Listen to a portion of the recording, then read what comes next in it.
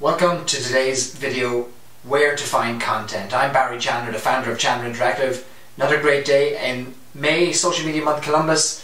All about content today, where to find content. Now, one of the questions we get asked a lot by our clients is, how do I know what to post to Facebook, what to post to Twitter? Should I be on Instagram, Pinterest? Where do I get content? Who's going to be interested in my content? I want to cover that in today's video. So, the first thing to bear in mind is that when we're creating content, or when we're looking for content to actually post out our networks, we have to go back to the goal that we originally set. When we set that goal in the first few days of Social Media Month, that is the goal that should stay with us throughout our strategy. Everything we do, from the choice of the platforms we use to reach our audience, the type of content we look for and the type of content we create, and how often we push that out, is all based on our goal. So the first thing to do is look at your goal and see how does your content that you propose to push out there line up with the goal that you've set earlier on in your strategy. The next thing to bear in mind is that any content that you do find, that you do want to push out there, it has to be engaging and it has to be relevant. So we've got a few things to bear in mind before we start this process of looking for the various types of content that we can use. We've got to have it goal-oriented and we've got to have it engaging and relevant. What I mean engaging and relevant is that while every single business is different, and we talked in the intro video about how you could have a food truck on campus and you could have a large multinational healthcare company who've all got a reason and all got a need to create a social media strategy and to use social media tools. How they use content, what content they use is all going to be very different. However, they each have an audience that they're trying to reach. A food truck is trying to reach an audience within a certain area, within a certain zip code perhaps, within a certain radius that can bring them down to their food truck and engage them and attract them and entice them with perhaps visually enticing images, descriptions, reviews, things like that. And a healthcare company's going to have very different needs. However, each of those has their audience. And it's got to be about what the audience wants to see. It's got to be relevant to the audience. You're in business and you're surviving in business because somebody's buying your products. So somebody is interested in it. And we often hear business owners say, well, who's going to be interested in me posting this? If your content is engaging and relevant, your customers are going to be interested in it. If it's relevant to what they want from your business, what you supply to them, it's going to be relevant. If nobody cared about what you did, you wouldn't be in business today. So bear in mind that you are important to your customers and you can use what you do to share with them information that's going to bring them back again and again. We often talk about the 80-20 principle that applies to so many aspects of our lives. 80-20 can apply to content in this way.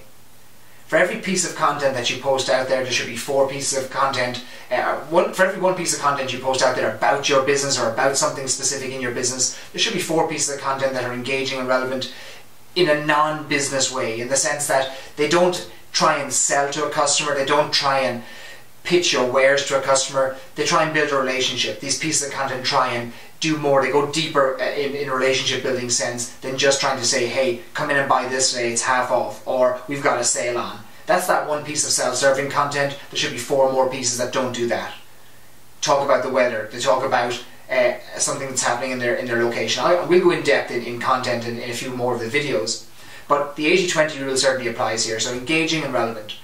How you'll know if your content is relevant, there are a number of ways to do that. We'll cover measurement in a big way near the end of the month. But if you treat your customers like a human and not like a transaction, you're on the right road. Very often we see Facebook posts, we see Twitter posts that really are transactional in their nature. They're about extracting dollar amounts from the customers. And customers are smart, they're savvy, and they see through this very quickly. So treat them like humans. We do a lot of work with bars, restaurants and hotels, and one of the analogies we often use when we talk about what type of content to use and what voice to have with your content is, if you were a bar owner or a bartender and a customer came in the door to your bar and they sat at the bar counter, would you lean over the bar counter and say to them, tonight 7 to 9 p.m, happy hour pricing, drinks $2 well, $4 draft, and then walk away from them? You wouldn't. So why should your content be any different when you post to Facebook and post to Twitter? Another great analogy I've heard with social media content is, if you're at a party, and think about social media as this big giant party, if you arrive at a party, You wouldn't go over to the hottest girl in the room, walk straight over to her and say, will you marry me? Because you haven't built up a relationship, you haven't introduced yourself, you haven't built trust, you haven't applied the human aspect to it. You've treated it like a transaction. And the same thing applies to social media. So our content has to be engaging and it has to be relevant. Now, where do we find content as business owners? We create content every day and we don't even realise it.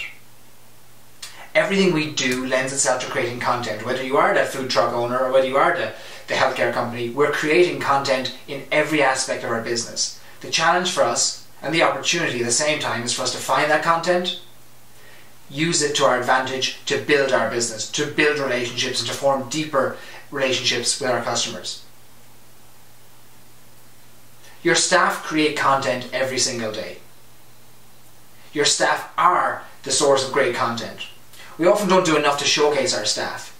So as a business owner, where you can find content could be right in front of you. Your staff who are dealing with customers every day may have amazing stories of customer interactions that would really showcase your business. Not only that, your staff themselves deserve to be showcased. You might have amazing staff. In fact, every business has amazing staff that do amazing things, not just in the business, but outside of the business. They may do things for charity. They may have interesting hobbies. They may have been featured in the newspaper for something unrelated to the business. But you as a business owner can showcase them. So our staff are sources of content for us every day of the week. Your customers, of course. Your customers, be they customers who review you online or talk about you online, are sources of content. We can share their reviews, we can share their feedback, we can share their stories, their testimonials. Has our business helped a customer somehow that's changed their life, that's got them out of a pickle, that's done something amazing for them, that's created a story? So social media is about stories. So how can you find stories from your own particular customer base? Your location. Whether you're that food truck in campus, whether you're the mom and pop in the short north, or you're out in a business park in Dublin or New Albany, your location lends itself to content. Because you don't stand alone no matter where you are. You've got businesses around you, you've got individuals around you, you've got parks, recreation areas, you've got so much around you that lends itself to creating content. Think about the short north and gallery hop. You might be one business out of 100, 200 businesses in the short north, but the location itself lends itself to creating content. You can showcase what's going on in your area. You can talk about great things that are happening in other businesses, not necessarily competing businesses, but complementary businesses to yours. After all, if you can bring people down to a location, there's a much better chance of getting them in your door than they don't come down to the area at all. So think about the location and what happens in your area any day of the week, any given month. You might be surprised just how much happens in your own location. Think about your vendors. Your vendors have great stories, they've got great content to share, and sometimes you don't even realise that. If you take a restaurant, every time a vendor delivers to a restaurant there's a content opportunity. It could be the freshest vegetables. It could be the story of where that produce came from. Think about companies like Jenny's Ice Creams and other great local organisations who source so much of their produce, so many of their ingredients from local farms. Think about Whole Foods. Think about the farmers markets.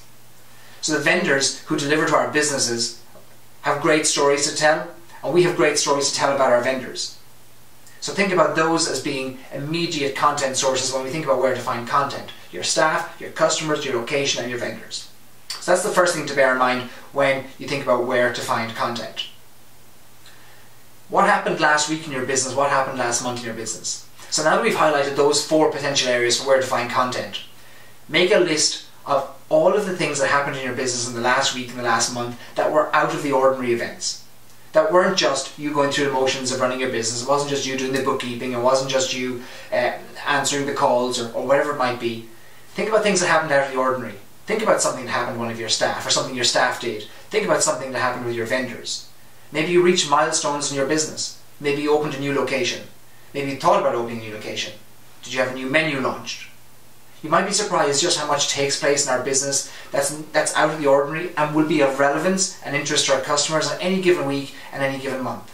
And remember, your customers do care about this type of content, otherwise they wouldn't be buying from you in the first place. And repeat customers come back again and again, do so because they have a connection with your business. And in fact, you're doing them a disservice by not supplying them with information and updates about the interesting things that are happening about your business. So make a long list. Make a list of everything that happened in your business And now what you've got in front of you, you'd be surprised, it could run to hundreds of pieces of content. And this is the first step in creating a content strategy for the next month.